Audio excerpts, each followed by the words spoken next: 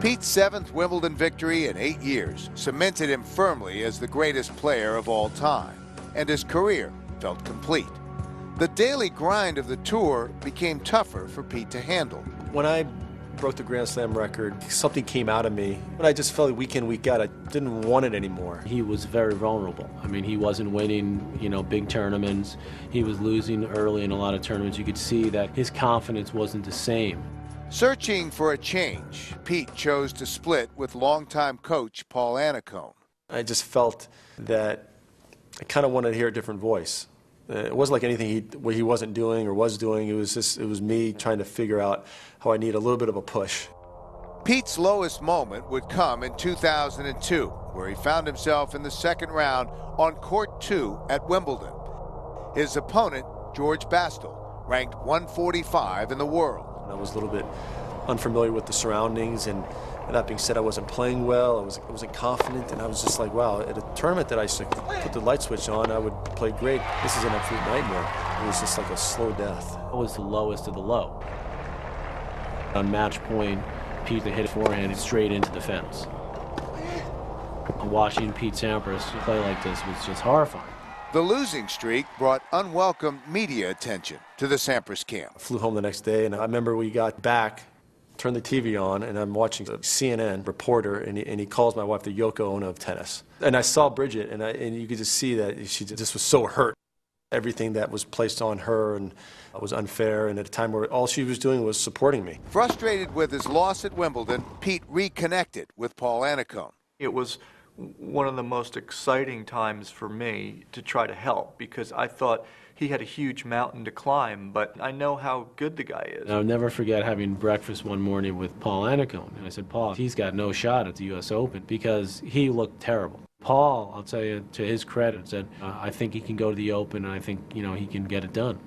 And I just thought he was crazy. Pete entered the 2002 U.S. Open as the 17th seed. He hadn't won a tournament in 26 months. After breezing through his first 2 rounds, he met the hard-serving Brit, Greg Rusedski. 15-0. That kind of player historically is always more difficult for Pete because the guy's got a huge lefty serve. So I figured it was going to be a tough match.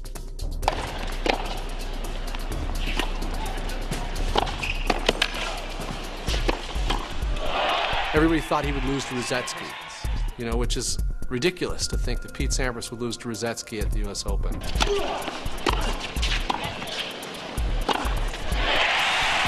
I think everyone in the locker room flipped the switch and went, okay, we have to deal with this guy again.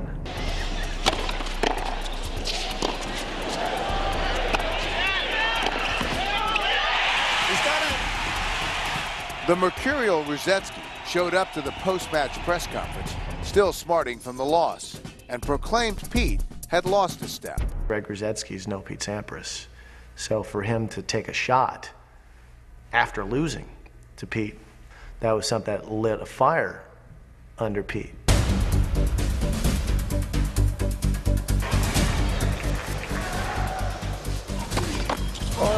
He double faults the match to Pete Sampras. When he beat Tommy Haas, I think people started to realize, he could actually win this thing.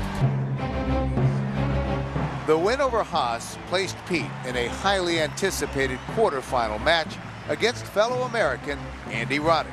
A lot of people thought, hey, this is it, passing of the torch, changing of the guard. There's nothing that Pete likes more, I think, than putting other American players in place behind him in the line. I'll tell you, Pete just came out that match with fire in his eyes. I mean, talk about a beating.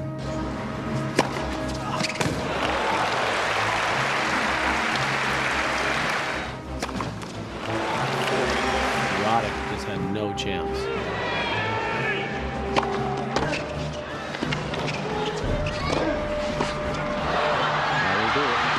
He's answered those questions tonight, Pete Sampras. He had now found his mission, and he went out to seek and destroy.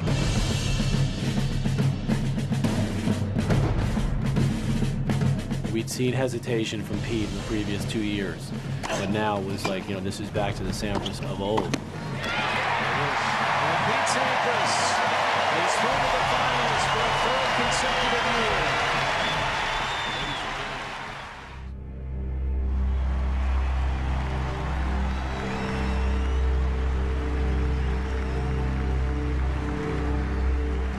Andre had clearly been the better player over the last, 12, 14, 20 months. And, Pete hits 2 aces, hold, serve, and love.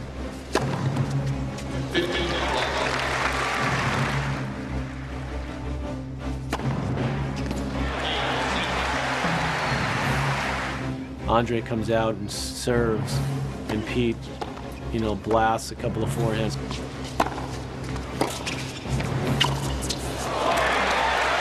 And all of a sudden, Andre's like, here we go again.